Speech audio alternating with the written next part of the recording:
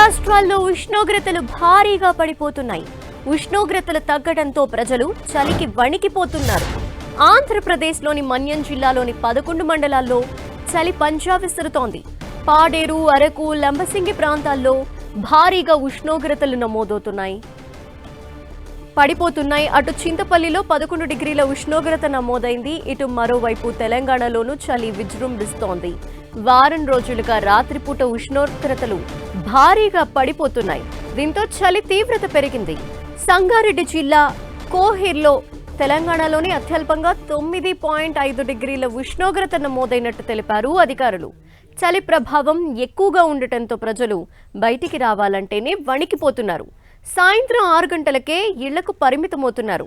రాత్రిపూట ఉష్ణోగ్రతలు భారీగా తగ్గిపోవడంతో ముందు పరిస్థితులు తలుచుకుని భయాందోళనకు గురవుతున్నారు. అత్యవసరం అయితే తప్ప ప్రజలెవరూ బయటకు రావద్దని అధికారులు సూచిస్తున్నారు. చిన్నపిల్లలు, వృద్ధుల విషయంలో మరింత జాగ్రత్తగా ఉండాలని అధికారులు తెలిపారు.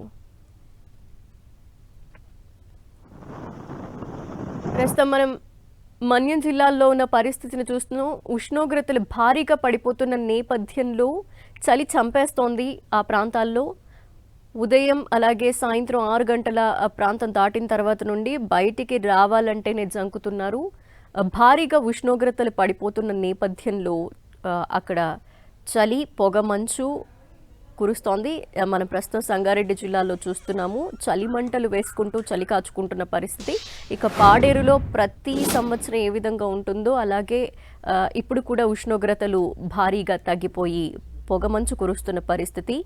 బయటికి రావాలంటేనే ప్రజలు జంకుతున్నారు, చలికి భయపడుతున్నారు. చింతపల్లిలో 11 డిగ్రీల ఉష్ణోగ్రత నమోదైంది. అత్యల్పంగా కొన్ని ప్రాంతాల్లో 9 డిగ్రీలకు కూడా పడిపోతున్నాయి ఉష్ణోగ్రతలు.